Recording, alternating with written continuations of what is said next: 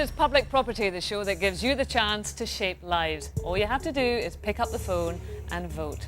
Now, since we started on Monday, we've introduced you to all of our 7 participants, and already you've had Marvin here working at a dog's body for a guy he owes money to. Lovely to see you, Marvin, isn't it, everyone? Yes. How's it been going with Terry? Tiring, mentally, physically, but there was a bit of a silver lining to that cloud. But which was? A later show. Oh, what a tease, what a tease. We'll hear more later. Of your other decisions, you have sent sisters Rebecca and Carla to Army Boot Camp to try to toughen them up, and rowing coach Mark has been working in a Greasy Spoon calf to show him how the other half live. It is all down to you. Helped, of course, by our wonderful council here, who have their own take on the lives of each of our participants, including, of course, Mark. Here he is. But I'm on my scooter, and it's 4:30 in the morning. I'm after 3 hours sleep, so anything could happen. Like I say, you've no idea how powerful you are.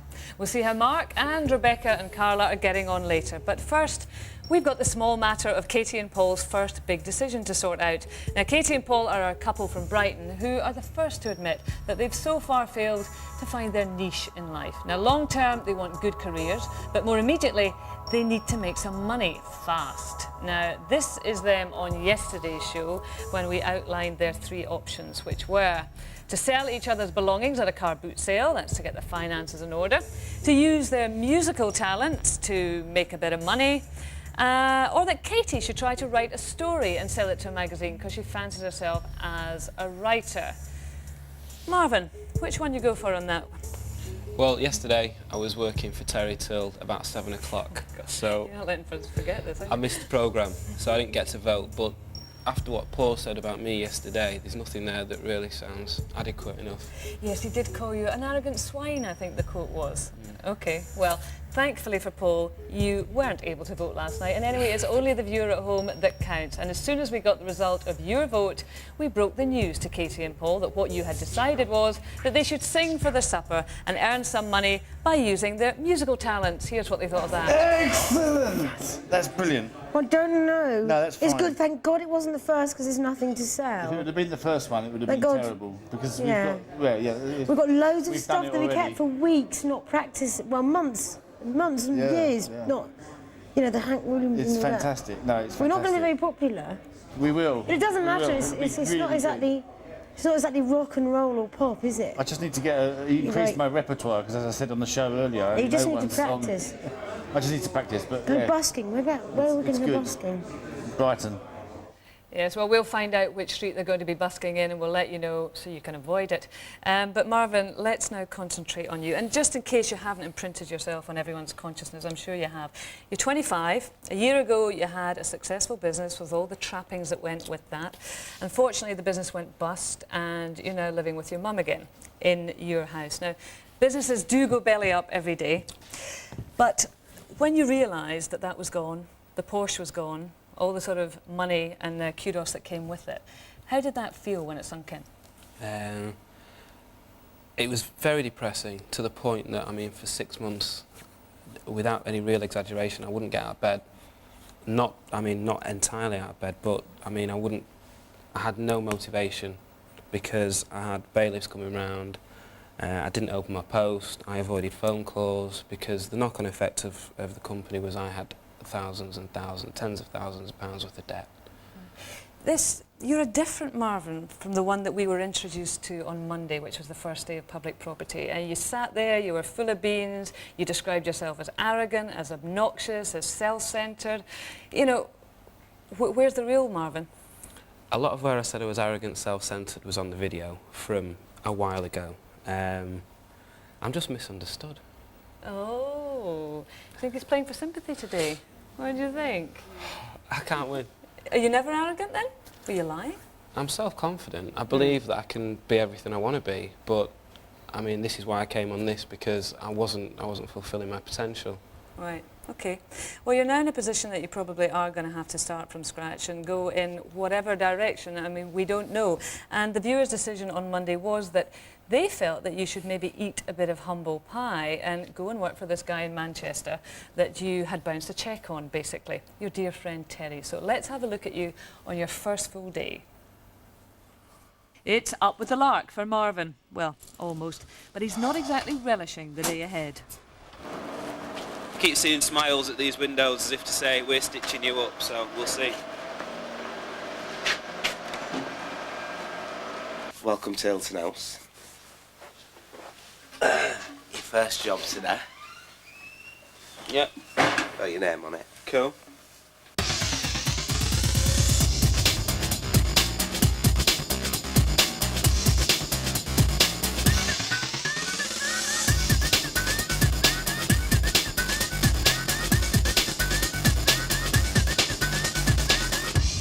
Have a look at what you've done. You pleased? Yeah. You've Have you not. got your money's worth? No, you've knocked about a tenner off that cheque. You've not even paid the bank charges off with that, really. Steve, can you get the big brush? The perspective of since I've kind of left school, I've always had jobs that have been pressured or I've had a lot of responsibility. And while I was cleaning the car, I obviously realised that you could train a monkey to do it, but the fact that I was told what to do, and there's no responsibility in cleaning the car. Do you know what I mean? If you do it wrong, there's a line of mud on it. It was refreshing. My talent is my mind. Just a lot different from what I'd done, this manual labour, dog's body type thing. But, I mean, from the experience with that, and this floor has never looked so clean, and there is a real sense of achievement.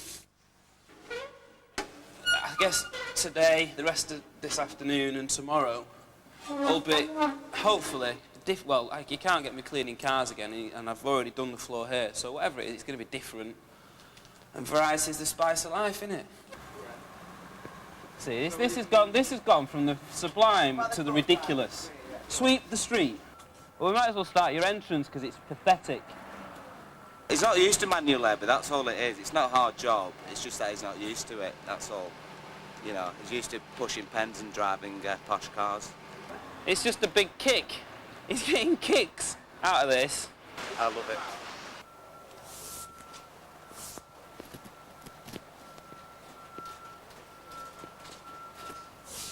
I don't have any trouble doing it, but what I don't like is the fact that you stood there humiliating me to people walking past. And you just stood there talking when he should be working. Come on, I'll carry on. You hold it down and show me the respect I deserve as one of your workers. Marvin's made his feelings pretty clear, but what's Terry's verdict on his new recruit? He's managed to do everything he's been asked to do today, so we've got a fair play to him, you know. We haven't pressured him too much, we haven't given him a major task to do, but we'll try and incorporate that tomorrow. But, yeah, you've done all right. Car's clean, car park's clean, the floors have been swept, and I feel knackered. Can I say knackered?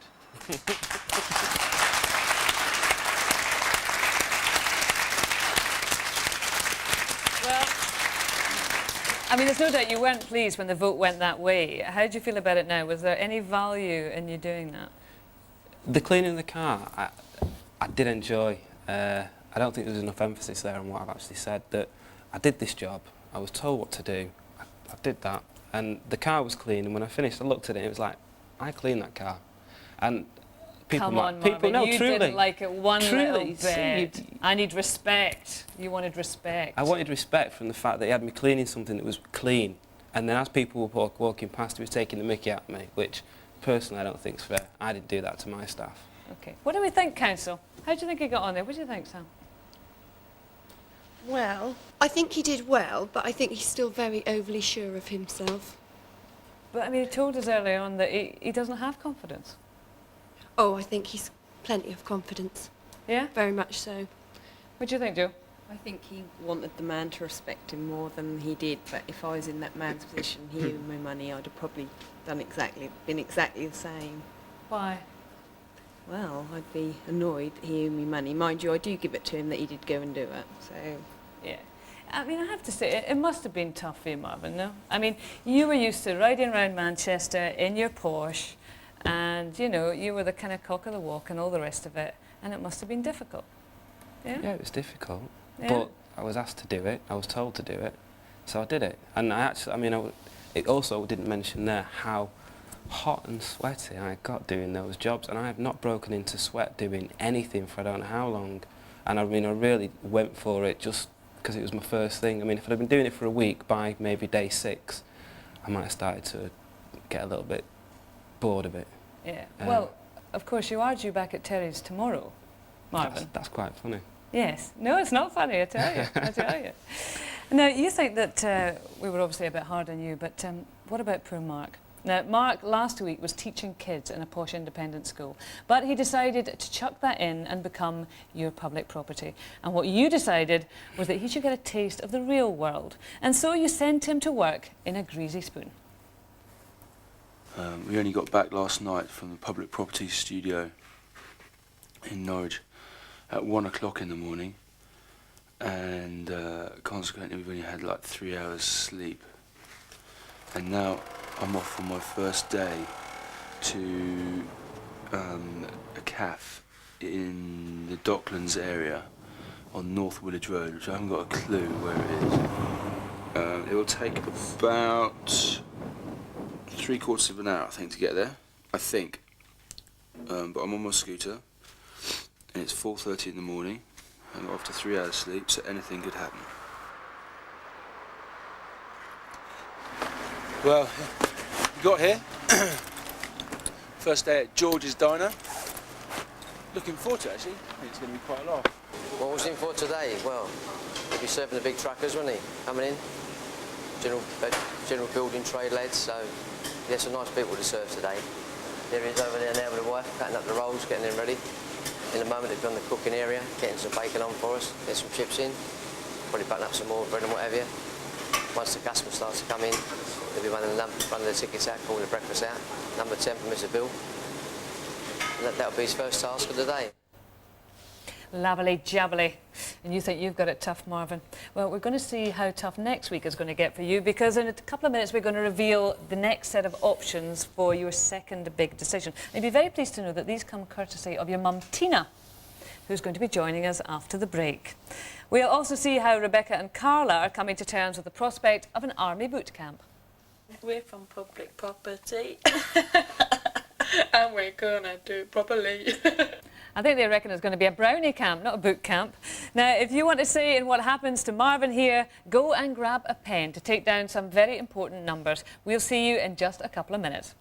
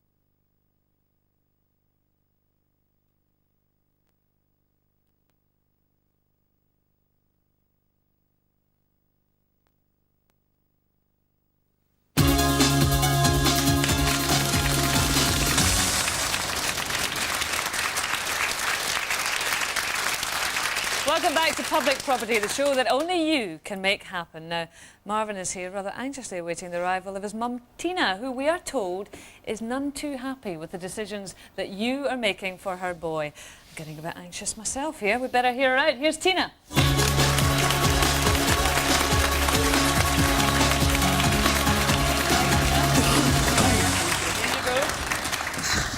So what's the problem? Why didn't you like the options on his Marvin's first big decision?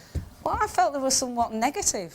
There seems to be this thing running through about teaching Marvin a lesson. Maybe the way he portrays himself isn't too good, but I feel Marvin has already learned some seriously harsh lessons. Must have been interesting for you to see him on television and know him as your boy. So when you saw him on television, how do you think he came across first time?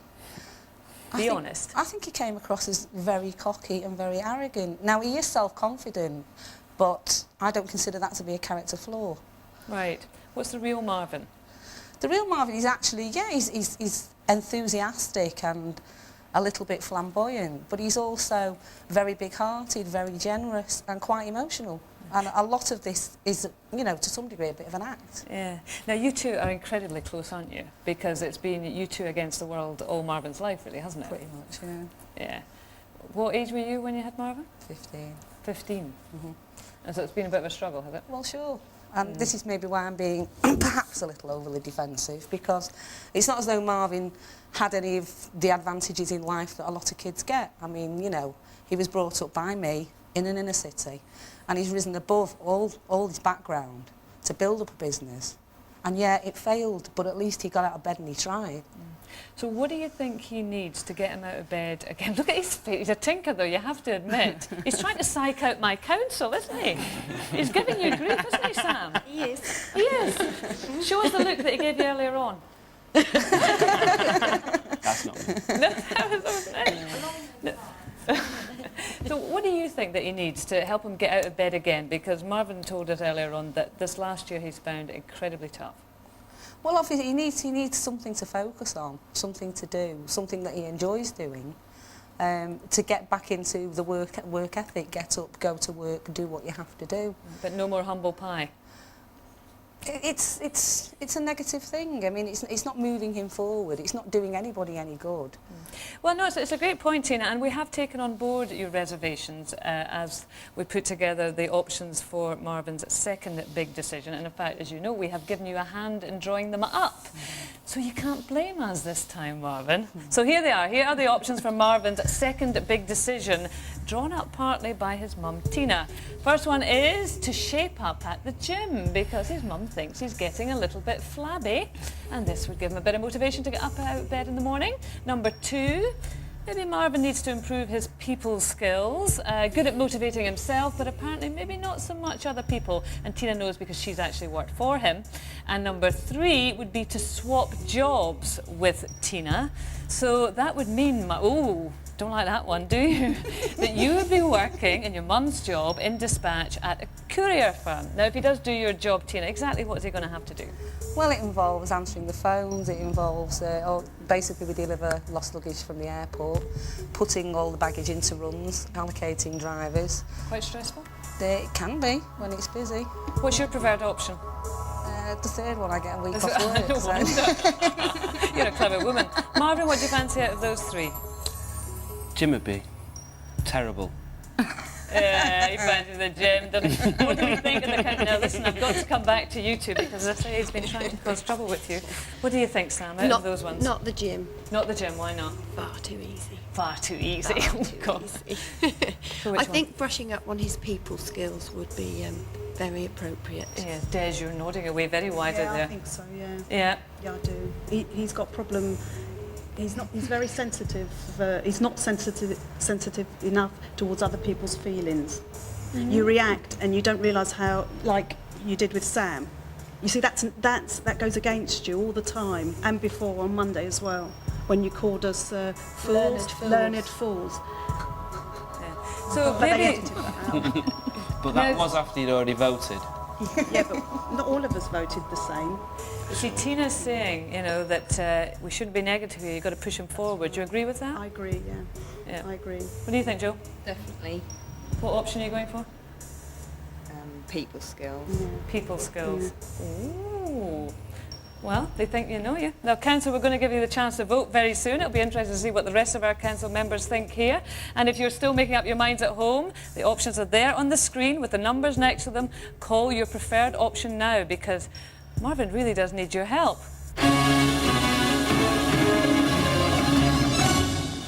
Now let's catch up with Rebecca and Carla, the sisters from Leicester, who are perhaps enjoying too cosy a life at home with Mum. On Tuesday you decided they should be packed off to an army boot camp to toughen them up a bit. Here they are getting ready to go. I hate cooking and I'm not very good in the mornings and I don't want to be cleaning anybody else's boots. If it's just my boots I wouldn't be all that worried. I think we're probably going to have to get up at 6 in the morning and do an assault course. Look, I don't really fancy wearing all that combat stuff, so possibly a pair of tracksuit bottoms, pair of trainers and a cap, hopefully.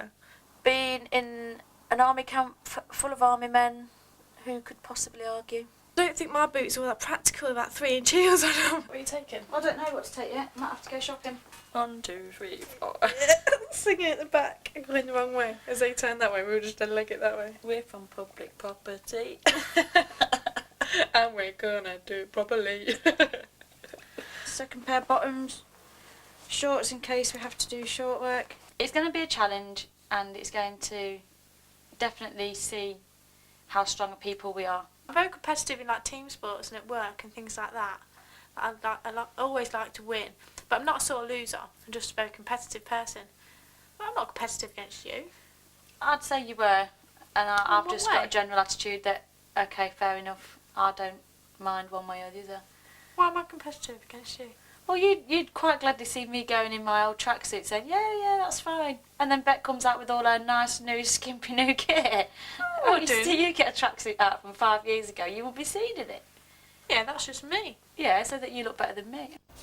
Ooh, bit of needle between the girls there, I think. OK, time to give the Council a chance to tell us what order they think Marvin should follow for the next week. Council members, would you please join me in the inner circle and cast your votes for Marvin's options. Here they come, my chatty Council. Now, if they decide that Marvin should go to the gym and shape up, pump iron, they're going to vote red. And the number you should dial is there on the screen. They all start the same and it ends in 5001. If the Council believe that he needs to improve his people skills, they'll vote green, and your number is there, 5002. And if they think they should give his old mum Tina a wee rest for a week and swap jobs, they're going to vote blue, and the number you should dial is on the screen, 5003 it ends in. What is it?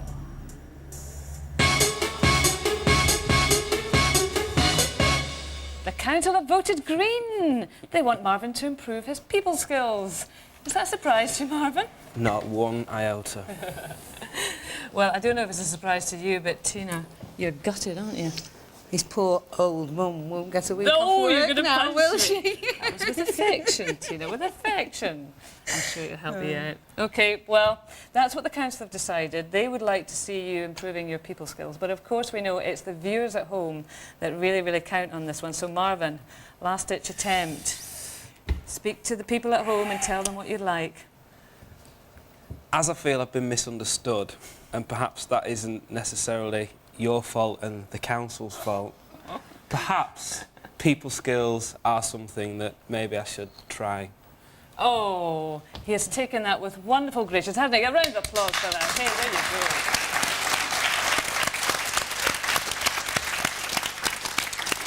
There you go, that's what they think, but of course you've got your own opinions, so go to the phone and vote for the option that you think is best for Marvin for this week. Right, tomorrow we meet Marcia with her Aussie lodgers. We see how Paul and Katie are getting on, earning a crust from busking, and how Mark is managing in his greasy spoon calf. And of course, Marvin will be in suspense, waiting for your verdict on his future. Remember, they're your property, so take good care of them. Goodbye.